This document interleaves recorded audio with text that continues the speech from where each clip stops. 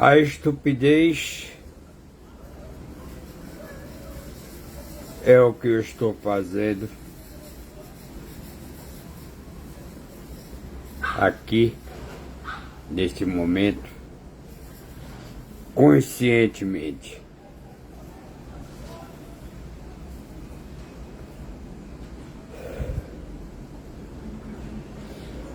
Sei que, juntamente com isto,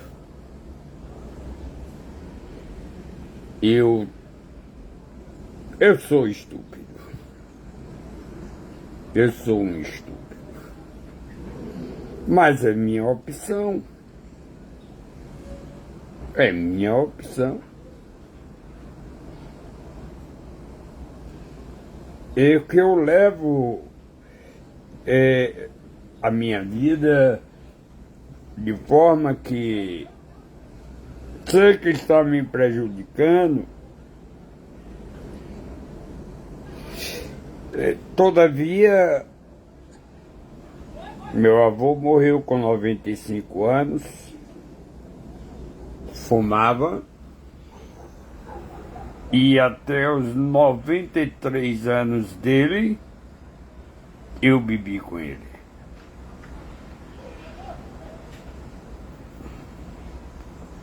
Só que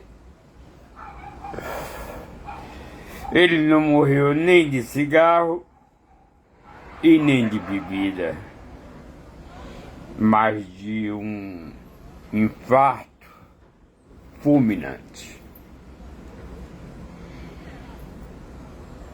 Nada a ver com cigarro, nada a ver com bebida. Um infarto pode morrer uma pessoa com 30, 35, 40 anos, a depender do seu organismo, né? Seu colesterol, seu sangue engrossar, derrame, etc. Mas eu estou tomando isso como uma, digamos assim, um prelúdio para que eu vá chegar a Bolsonaro. Eu não falei nada até então sobre a prisão de Bolsonaro, mas estava há pouco ouvindo a CNN e ele fazendo uma entrevista coletiva dizendo que ele foi preso pelo fato de o Flávio Rachadinha, que tinha uma loja de chocolates que vendia milhões de reais. Este mesmo Flávio. O pai tem 104 imóveis, 51 comprado com dinheiro à vista, né?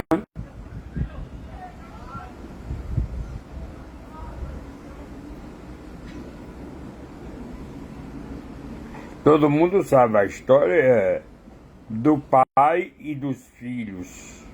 Contratavam funcionários fantasmas, tipo Valdo Açaí, que nunca teve lá em Brasília. E, no entanto,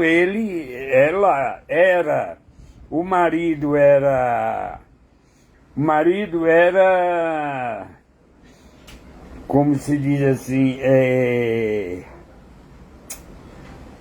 que tomava conta da casa, né?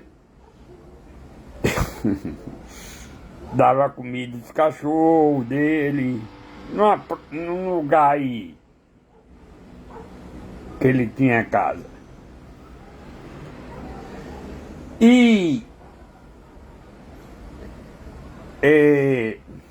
o que nós devemos agradecer a hoje não estarmos numa ditadura militar, eu diria, eu citaria dois motivos. Se você for ver um vídeo que eu fiz em 4 de outubro no YouTube, 4 de outubro de 2022, já tinha passado o primeiro turno e eu disse que a gente estava à beira de um precipício. Eu não tenho informação privilegiada nenhuma, mas eu conheço, eu vejo as coisas, entende?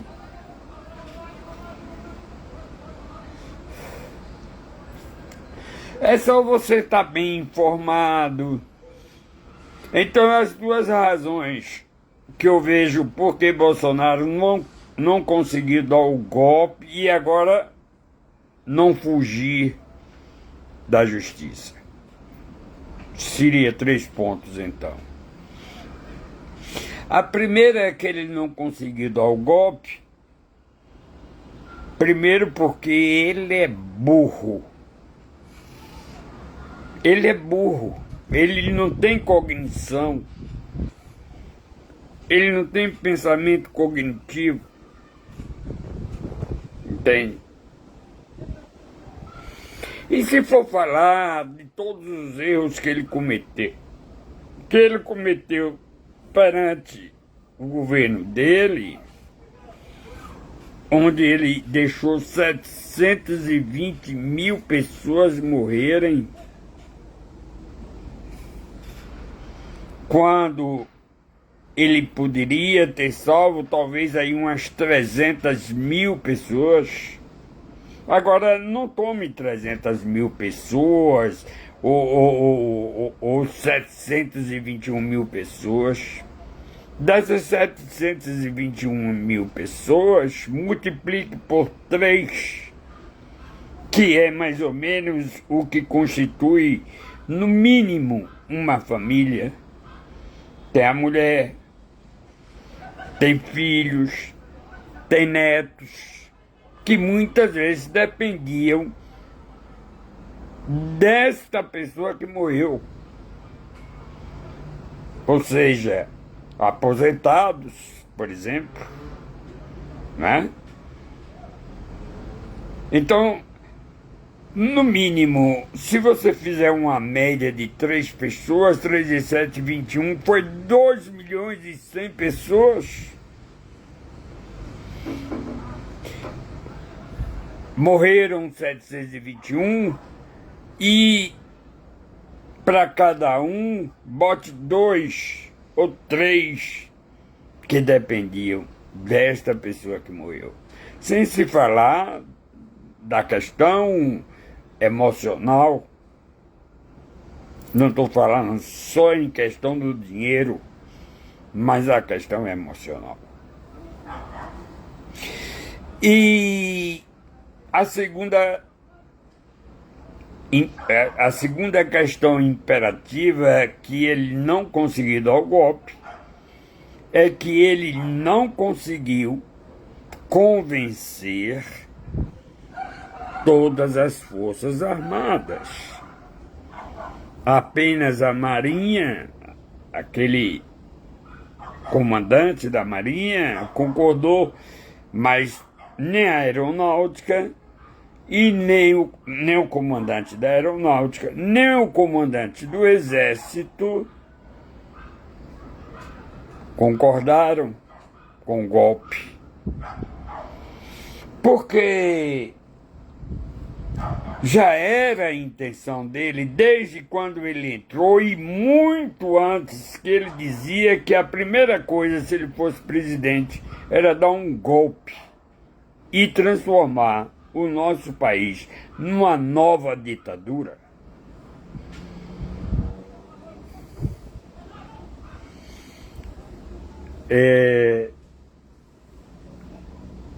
Recentemente recebi a visita de uma sobrinha minha e um sobrinho, esposo da minha sobrinha, e pegamos um táxi. Era um senhor de pele negra e ele, no caminho, a gente conversando, ele disse que no tempo da ditadura, que eu convivi, eu sou de 53, eu convivi com a ditadura. Inclusive,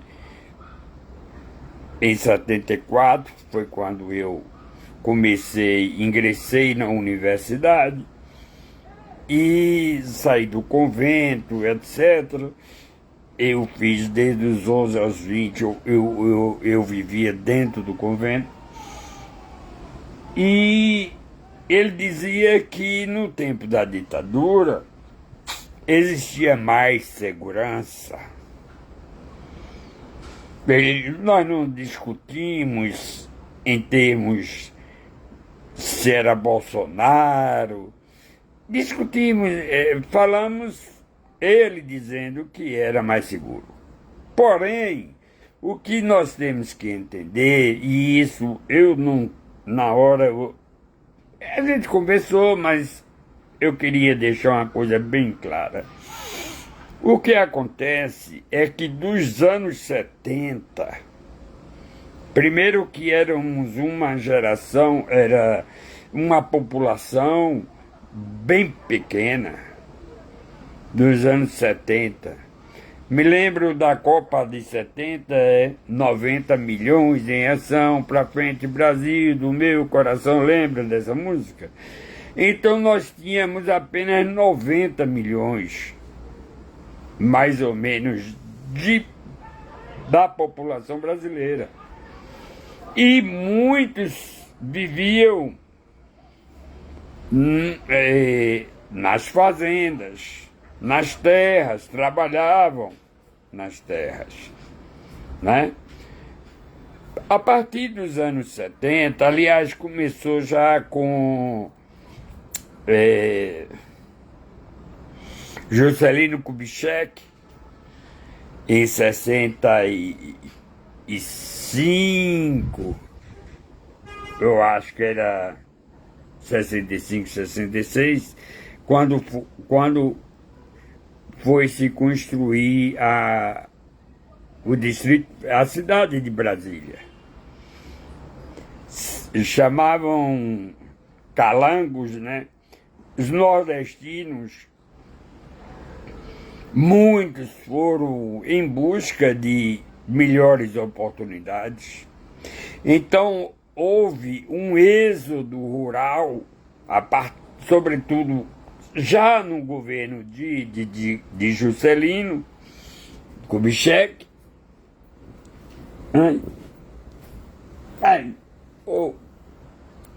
Deixa eu ver se eu abro aqui, minha filhinha quer passar.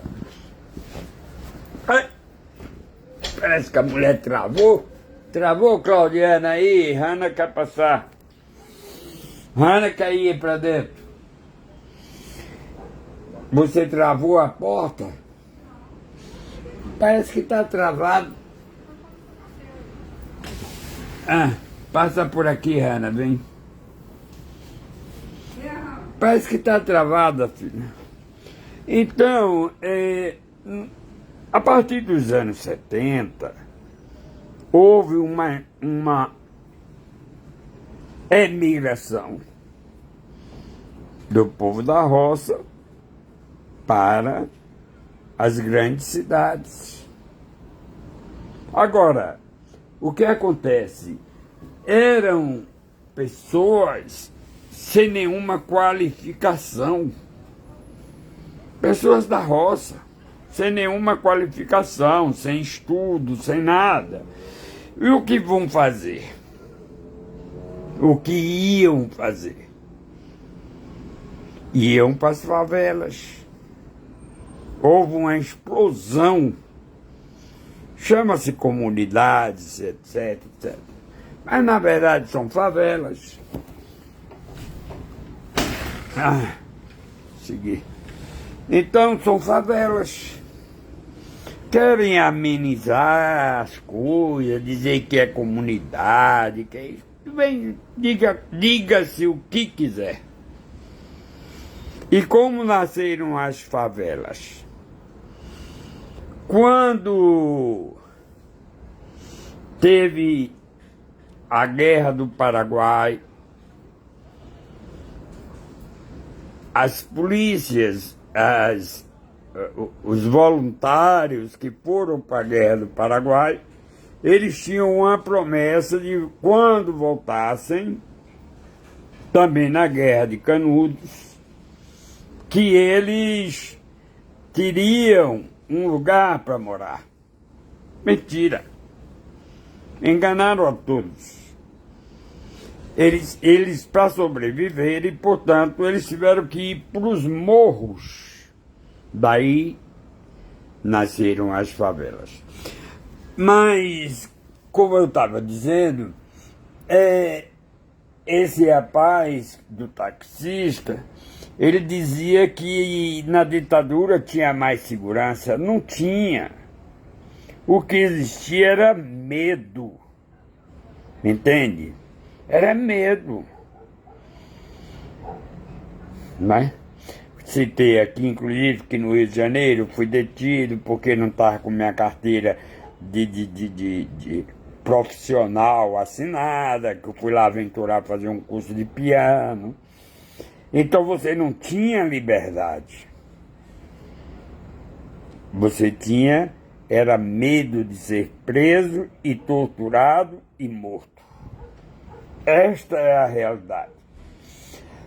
Falando de volta sobre as pessoas que emigraram, que saíram das suas terras para ir buscar em São Paulo, Brasília, Rio de Janeiro, buscarem oportunidades melhores, terminaram se envolvendo no tráfico de drogas. Não tinham qualificação profissional. Então, o que restava para eles eram os trabalhos mais humildes, mais simples, e o tráfico de drogas, que também cresceu, né? Cresceu. Eu falei primeiro que as Forças Armadas não aderiram ao golpe de Bolsonaro. Falei a questão da segurança pública, que a questão da emigração do povo das comunidades, das roças, dos interiores, em busca de melhores oportunidades, normal, mas só que chega lá e não acha, não tem qualificação profissional. Então, vem o tráfico de drogas e pega essas pessoas sem qualificação, sem estudo, sem educação, etc. É outro fator. E o terceiro ponto de vista que eu quero falar agora, já chegando próximo da prisão de Bolsonaro, é que o Flávio estava dando uma entrevista aqui eu vi na CNN, é que estavam convocando evangélicos para fazerem um culto. E ele está, inclusive, como se diz, recriminando o STF por ter prendido Bolsonaro lá no Departamento Federal. Agora, só idiota não entende isso. Enquanto o Flávio Rachadinha, que ele tem que responder muita coisa ainda criminalmente, mas tem que ser muito devagar, cauteloso. Enquanto ele convocava os evangélicos, o pai estava com um ferro de soldar, um ferro de solda, né, tentando se livrar da tornozeleira eletrônica. No mesmo período, entenda, da casa dele para a embaixada americana são 13 minutos.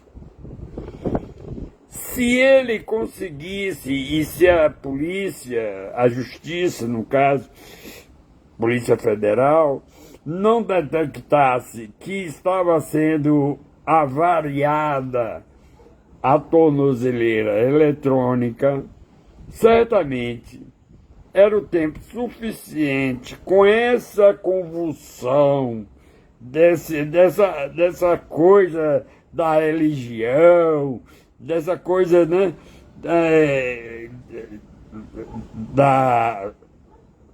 que ele chama de... Ele caracteriza como seria oração, fazer um culto, né? Enquanto isso, Bolsonaro estava tentando se livrar da tornozeleira eletrônica e certamente naquela confusão, poderia ter fugido pelo fundo, poderia já estar tudo combinado, com o carro à espera, e 13 minutos depois ele estaria dentro de uma embaixada americana.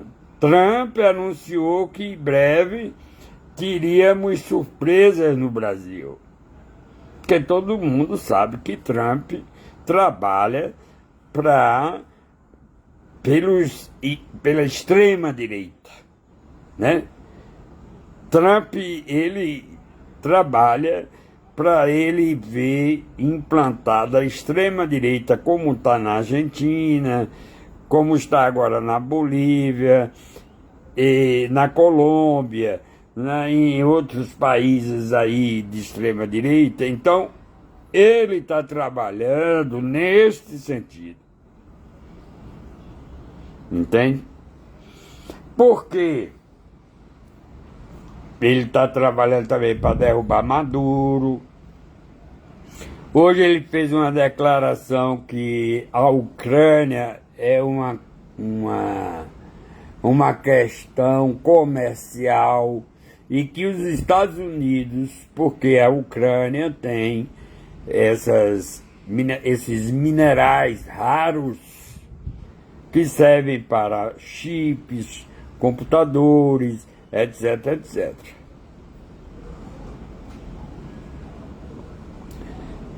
Como bem, ele está cercando a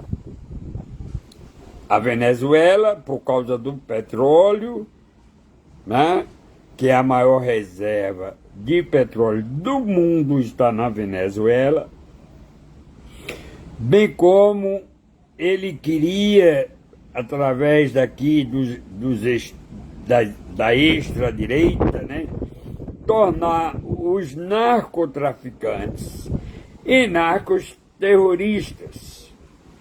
Seria o álibi, seria o motivo para ele também cercar o Brasil. Entende? Invadir o Brasil, como eles estão querendo invadir a Venezuela e possivelmente até matar Maduro. É que Maduro está cercado com pessoas fiéis do exército, não é? podemos até dizer que são comprados mesmo, são aliados com muita grana, mas pelo menos ele está seguro nesse sentido. Muitos venezuelanos estão, digamos assim, aliados também, porque são contra os Estados Unidos.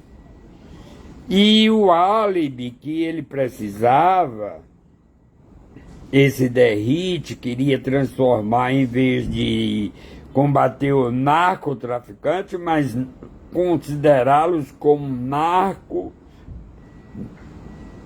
narcos terroristas. Era o álibi que Trump estava querendo. Porque o que acontece é que os Estados Unidos, eles vivem da guerra. Como eles produzem armas, então toda a sua economia, veja que ele não produz mais nada, nem carro eles não produzem mais, né? Os carros são fabricados em outros países, eles só produzem armas, eles vivem de guerra. Quanto mais guerra, mais dinheiro entra no bolso deles. Então falei essas três coisas, não é?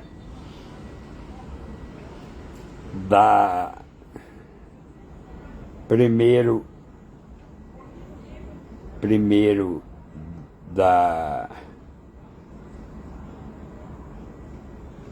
eu já esqueci. Eu falei três coisas importantes que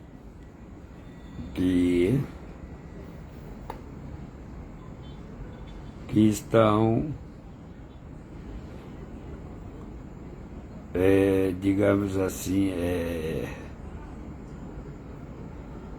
prejudicando o nosso país. Faltou ainda o tarifaço. Lula manteve a sua soberania, entende? Não viemos a sofrer quase nada, porque abriram-se outros mercados e os Estados Unidos sofreram pressão, o governo Trump, dos próprios estadunidenses. O café estava nas alturas, acho que subiu 21%, carne do mesmo jeito, as prateleiras vazias, entende? Porque nós somos o segundo produtor de carne do mundo. Primeiro vem a Índia, mas a Índia, eles têm as vacas como... as vacas, eles não matam vacas na Índia, né? Porque eles respeitam, tem uns costumes diferentes, ratos e etc, na Índia, né? Então, Lula conseguiu abrir novos mercados. Portanto, o Brasil não chegou a sofrer muito. Sofreu. Porque café, por exemplo, a Índia não é muito... A China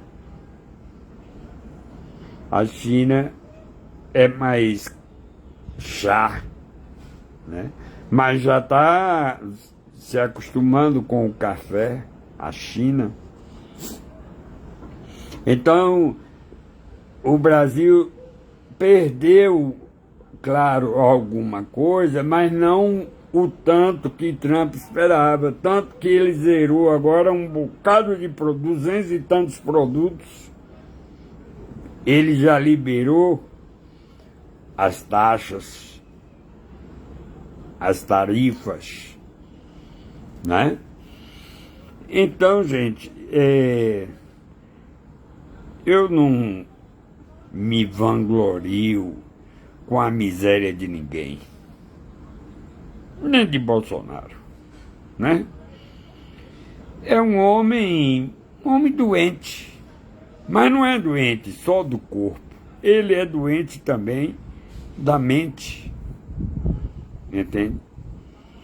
Agora, sim, uma outra questão que eu queria colocar é que o Flávio Bolsonaro fez essa convocação dos evangélicos.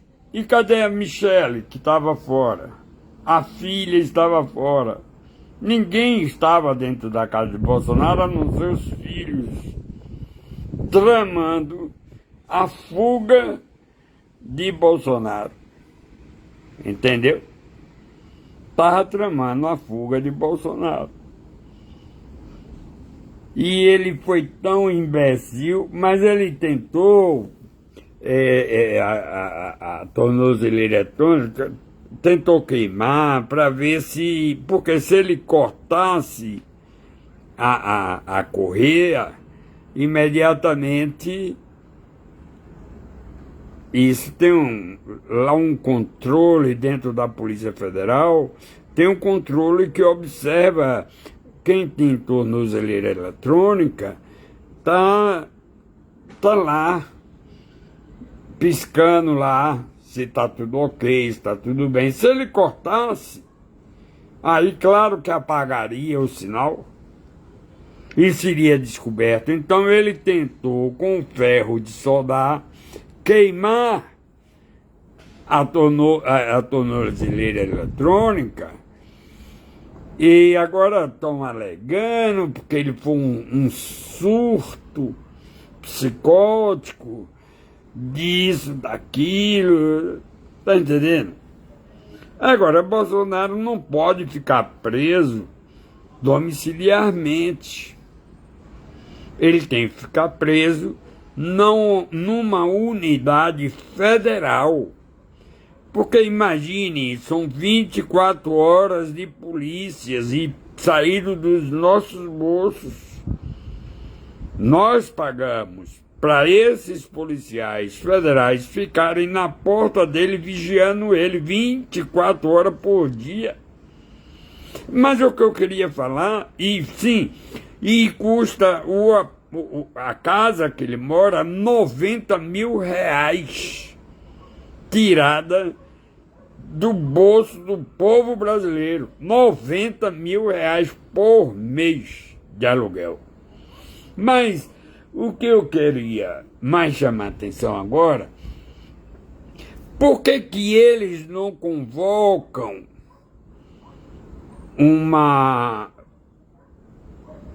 digamos assim, convocam uma reunião,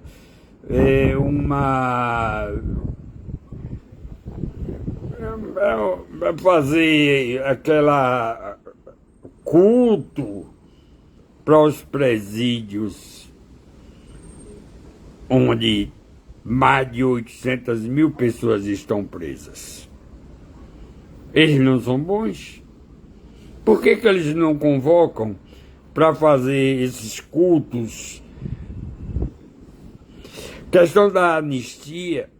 Para quem essa anistia? Para os que ainda estão presos, porque muitos já saíram, né? Alguns concordaram em cumprir medidas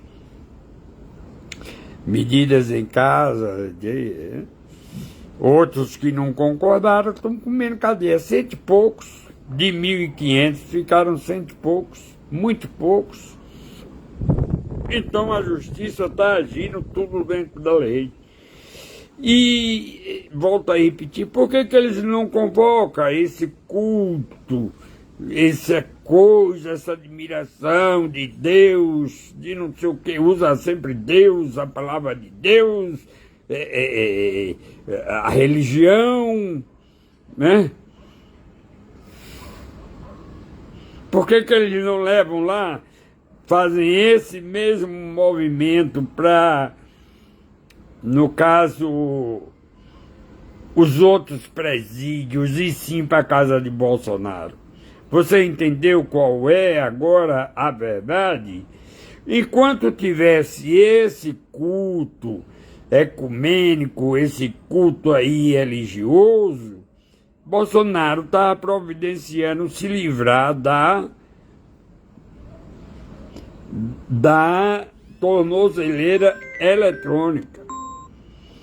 Ele estava querendo se livrar da tornozeleira eletrônica. E com isso, claro, fugir para uma embaixada, certamente americana. Entende? Então, o que essas pessoas... Assim, o que eu ia dizer em outra partida é que eles não deram um golpe porque são muito imbecis.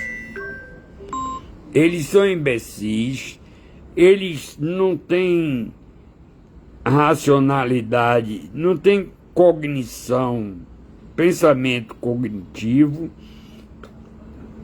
É dois neurônios que um conversa com o outro e não se entende. Só dois neurônios, né? Se tiver muito, é dois neurônios que um conversa com o outro e nem assim se entendem, esses dois neurônios. Pois é bem. Bolsonaro está preso. E essa ideia é outra coisa. Eles estão alegando refluxo. Eu tenho refluxo. Minha mulher tem refluxo. 70% dos brasileiros, 70% ou mais dos brasileiros têm refluxo. Entende? Refluxo é porque você tem uma trava entre o esôfago e o estômago e ela, com o tempo, ela vai se desgastando, como o organismo todo se desgasta. Então, a comida que você bota no estômago, ela tende a voltar. Este é o refluxo. Por quê? Porque tem uma trava. Né? Criança não tem refluxo. Isso você vai ter a partir de uma certa idade, você vai ter refluxo normal. Isso é mais do que normal no ser humano. Então, isso não é justificativa para ele não ficar preso. Soluço emocional. Se livrarem ele da cadeia, acaba soluço. Refluxo continua, porque é uma coisa natural. Mas o soluço vai embora. E dá mais dizer que ele fica 8 minutos sem respirar. Você respira a cada segundo. A cada segundo você tem que respirar. Você não aguenta ficar 5 minutos sem respirar, 3 minutos sem respirar, ninguém fica. Entende? Então tudo é desculpa esfarrapada, é tentar tirar Bolsonaro da cadeia, para levar para dentro de casa, ficar recebendo visita, fazendo churrasco e zombando da cara do brasileiro. Com isso eu me despeço. Tchau.